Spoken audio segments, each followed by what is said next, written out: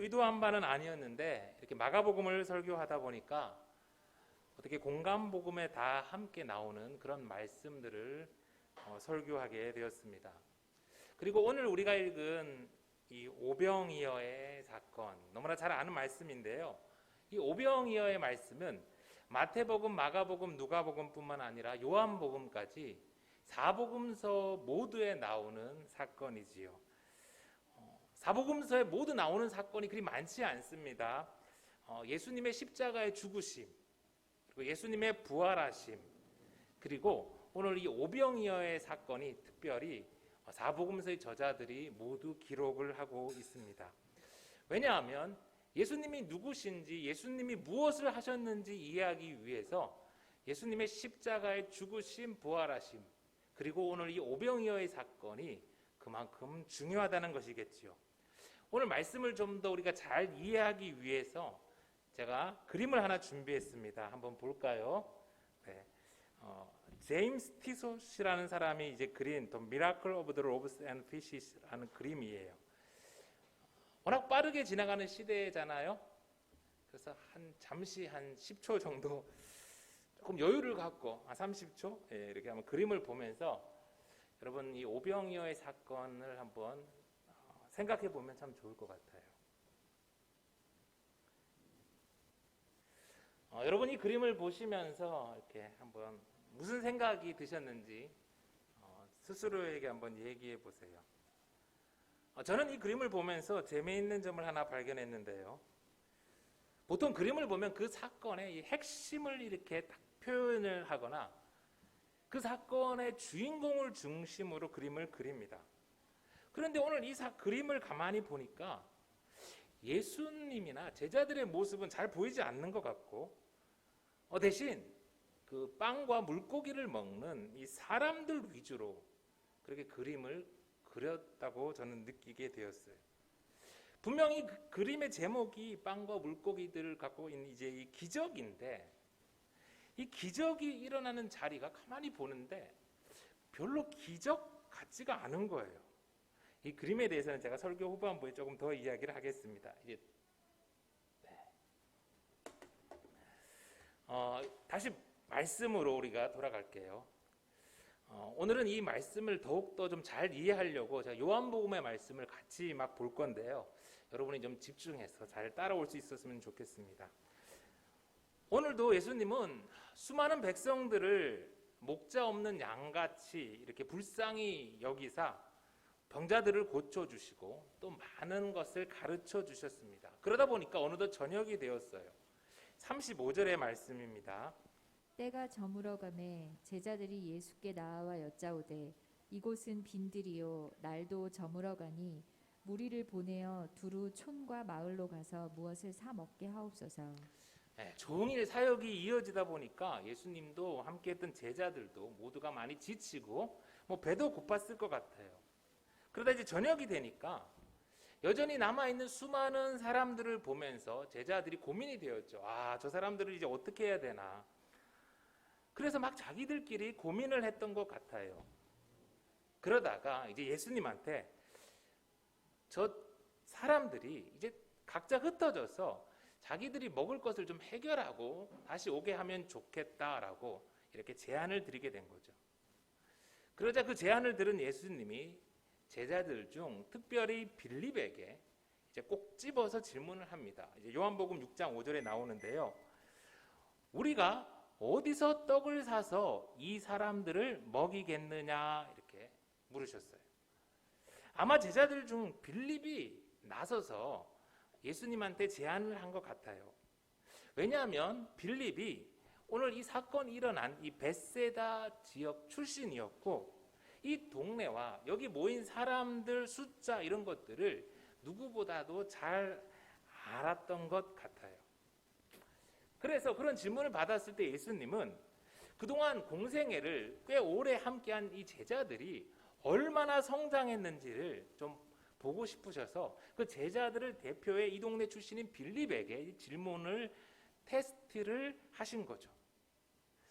그러자 빌립이 대답을 합니다. 요한복음 6장 7절에 나와요. 각 사람으로 조금씩 받게 할지라도 200데나리온의 떡이 부족하리이다. 남자만 딱 보아하니 이 동네 이 정도 언덕에 모인 사람은 5,000명입니다. 여자와 아이들까지 어림잡아서 한 2만 명은 됩니다. 이 사람들을 그래도 먹이려면 최소 200데나리온의 떡, 지금으로 치면 대략 한 2천만 원 정도의 빵이 필요하다. 그게 이제 바로 계산이 나와가지고 빌립이 예수님한테 대답을 하는 것이죠. 빌립은 분석과 판단이 아주 빨랐어요. 아주 똑똑한 것이지요.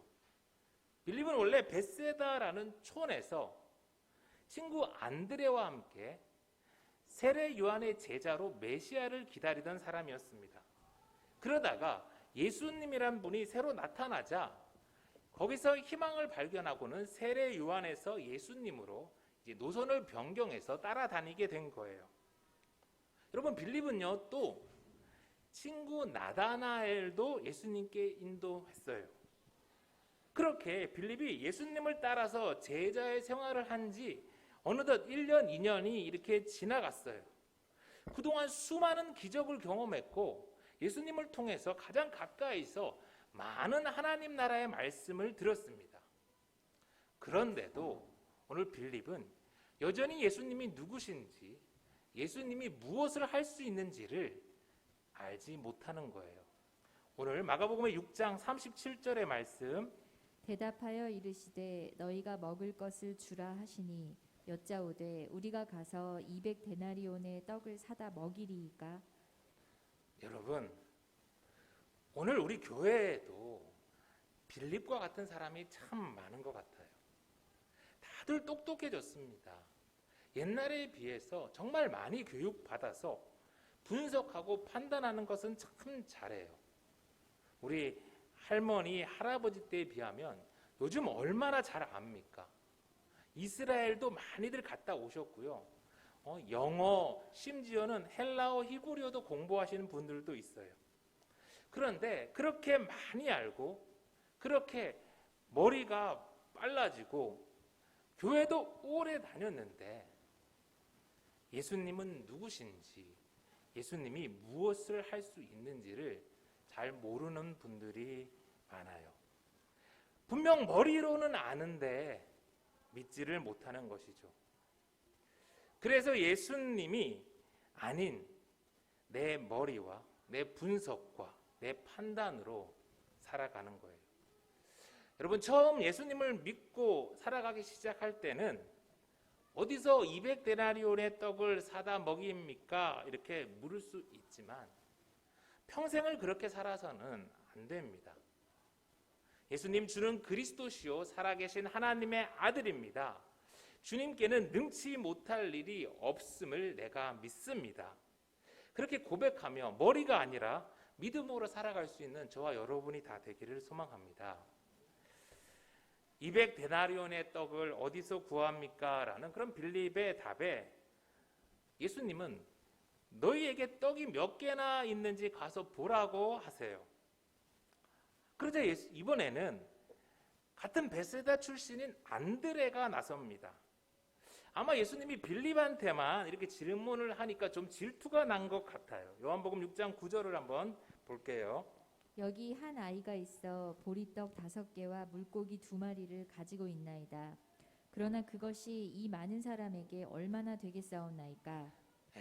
안드레가 거기 있는 수많은 사람들 중에서 보리떡 5개와 물고기 2마리를 가진 이 한 아이를 찾아 예수님께 데려옵니다.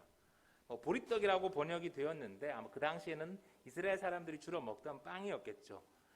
그 많은 사람들 중에서 이 보리떡, 물고기를 찾아온 이 안드레가 참 잘한 거죠. 그런데 안드레가 요 앞에까지만 딱 말하고 그쳤으면 참 좋았겠는데, 그러나 이것이 이 많은 사람들에게 얼마나 되겠습니까? 라고 이렇게 사족을 붙여요.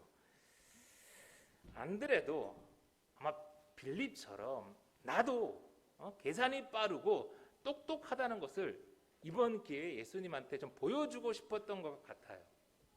안드레가 별로 이렇게 성경에서 이렇게 두각 나타나지 않잖아요. 그래서 이번에는 좀 이렇게 나선 것 같은데 이게 좀 잘한 게 안 됐죠. 그런데 가만히 보면요, 오늘 이 안드레처럼 우리도 참 이럴 때가 많은 것 같아요. 괜히 쓸데없는 말을 해서, 여러분이 왜 이런지 아세요? 가만히 보면 우리도 안드레처럼 나를 좀 드러내고 나를 좀 알아주고 싶은 마음이 있는 거예요. 나를 좀 알아달라고. 어떻게 제가 아냐면, 제가 이렇게 그러다가 많이 혼나봐서 압니다. 여러분, 또 우리는요, 종종 내가 안다고, 내가 경험해 봤다고 우주를 만드시고 운행하시는 하나님을 내 분석과 판단 속에 가둡니다. 여러분, 우리가 꼭 오늘 이 빌립과 안드레 같지 않나요?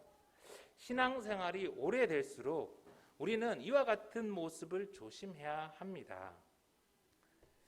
그런데 여러분, 오늘 안드레가 이 아이를 찾아서 예수님께 데려오지 않았다면 어떻게 되었을까요? 뭐 다 굶었겠죠.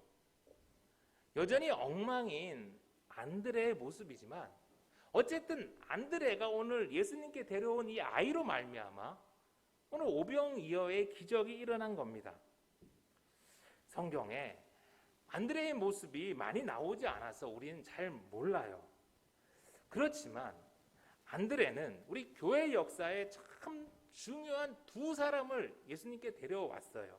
오늘 오병이어의 이 기적의 시작이 되었던 이 아이와 또 자신의 형제인 베드로입니다. 여러분, 우리가 빌립과 같이 테스트에 떨어지고 오늘 안드레처럼 여전히 엉망일 수 있어요. 그래도 괜찮다는 겁니다. 좋으신 예수님이 너 틀렸다, 왜 쓸데없는 소리 하냐, 그러지 않는다는 거예요. 오늘 빌립처럼 안드레처럼 여전히 부족해도 예수님께 가까이 있으면 된다는 겁니다. 그러면 소발에 쥐잡듯이 한 아이를 예수님께 인도할 수도 있는 거예요. 그러면 그 아이를 통해서 우리 주님이 5,000명을 먹이신다는 거예요.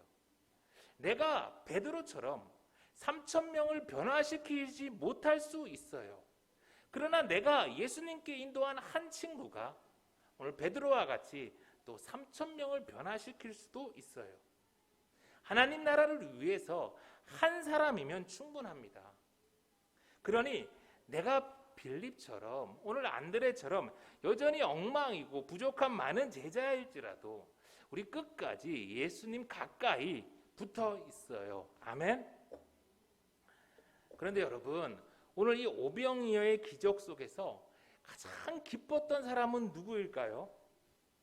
마태, 마가, 누가가 기록하지 않은 부분을 요한은 훗날 다시 이 말씀을 기록하면서 분명하게 우리에게 알려줍니다. 오늘 이 기적을 가능하게 한 이 물고기 2마리와 떡 5개는 바로 한 아이가 가져온 것이라고.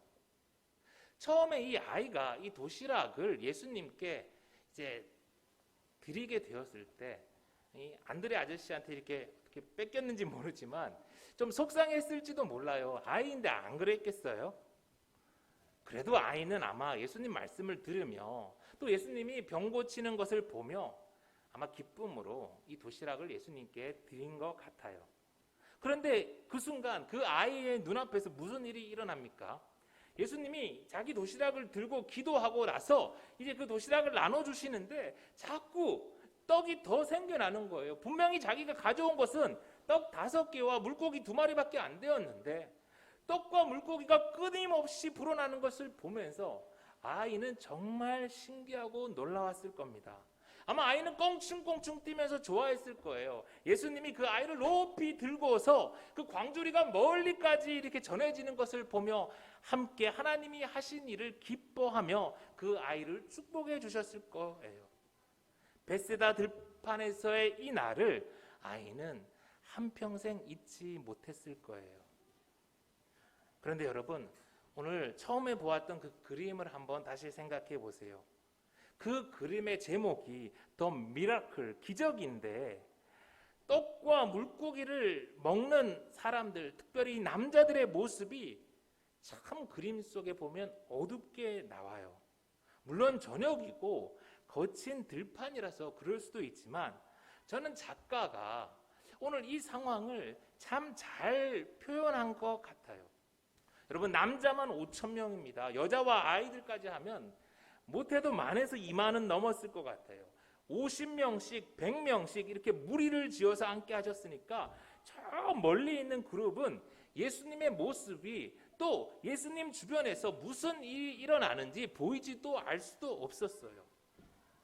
그러다 갑자기 웅성웅성 소리가 들립니다. 저 멀리서 광주리가 배달되어 오는데 광주리를 받은 사람들이 무언가를 꺼내 먹는 거예요. 아, 배고픈데 한참을 기다리다 보니까 내게도 전달돼 왔어요. 그래서 배고픈 마음에 그 광주리 속을 들여보았더니 거기는 애들이나 먹는 조그만한 물고기와 보리떡이 들어있는 거예요. 하루 종일 배고팠는데 광주리가 늦게 온다고 불평하는 사람들, 내가 누군데 애들이 먹는 이런 보리떡이나 주냐고 투덜대는 사람들, 그 모습이 오늘 예수님 가까이서 무슨 일이 일어났는지 알지도 못하고 보지도 못하고 저 멀리 떨어져 있는 그런 사람들의 모습인 거예요. 예수님께 작은 도시락을 드렸던 이 아이에게 오늘은 평생 잊을 수 없는 기쁘고 즐거운 날이었을 거예요. 그러나 예수님 멀리서 예수라는 저분이 뭘 하는지 어디 한번 지켜나 보자 하고 그렇게 왔던 사람들에게는 그저 그런 보리떡 하나 먹고 돌아간 날이었죠.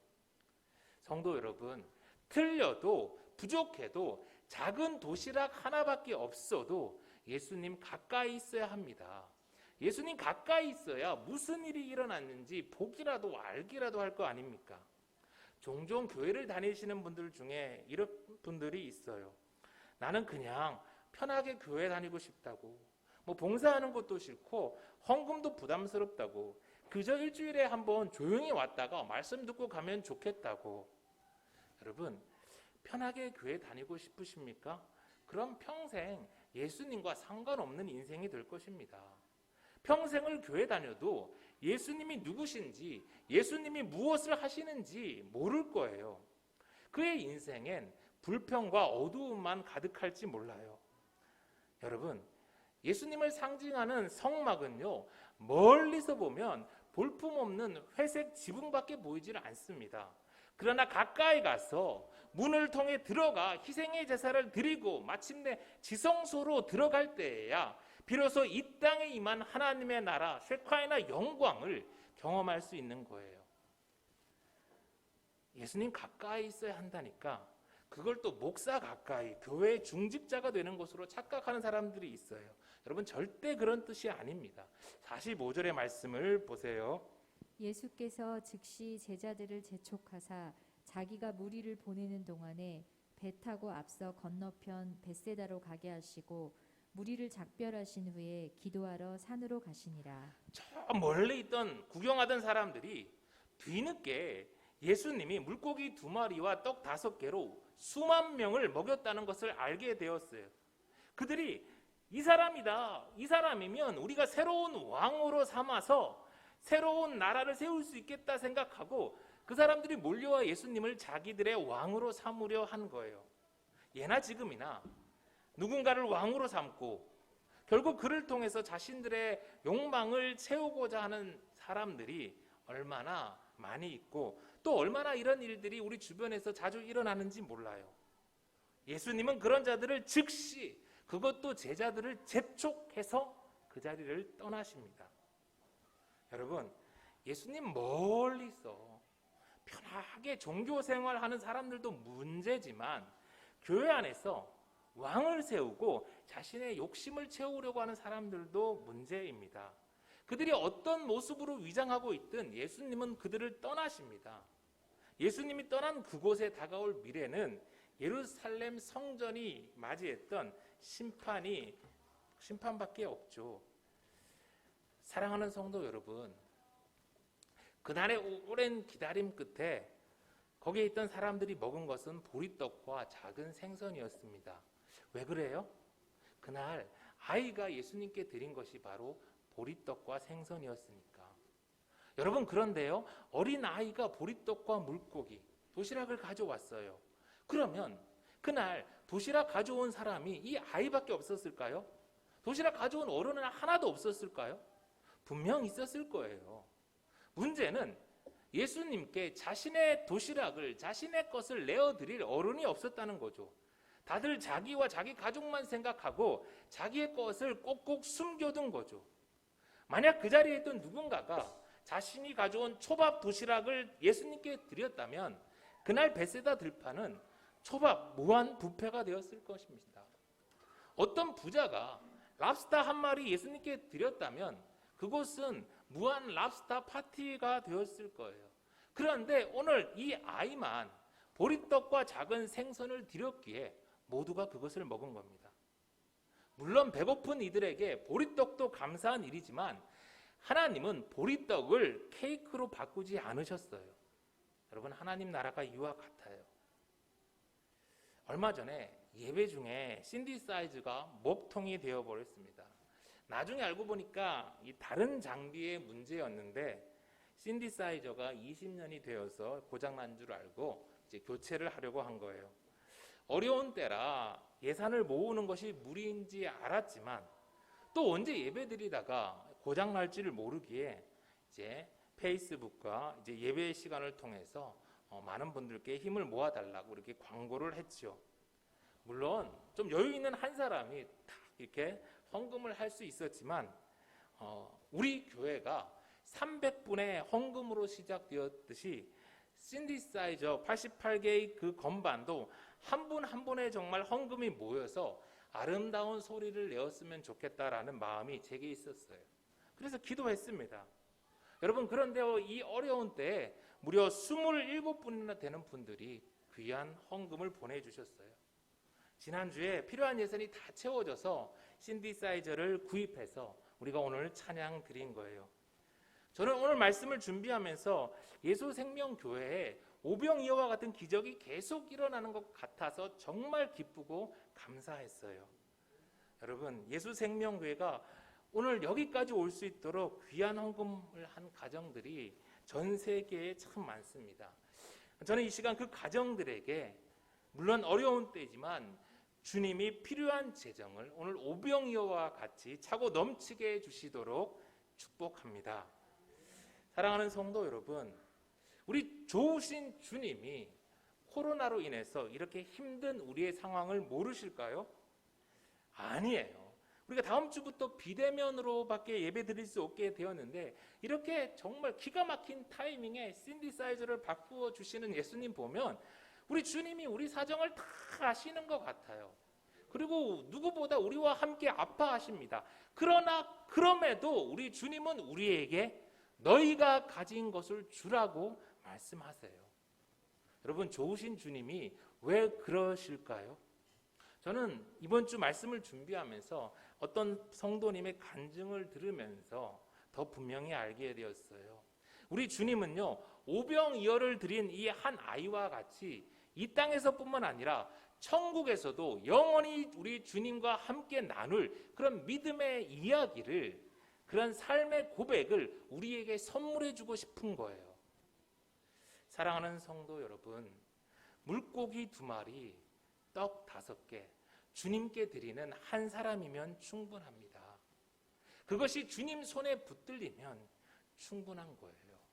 주님 말씀에 순종하는 자, 한 걸음마다 하나님 말씀 의지하여 주님의 마음에 동참하는 자, 그 한 사람이면 충분합니다.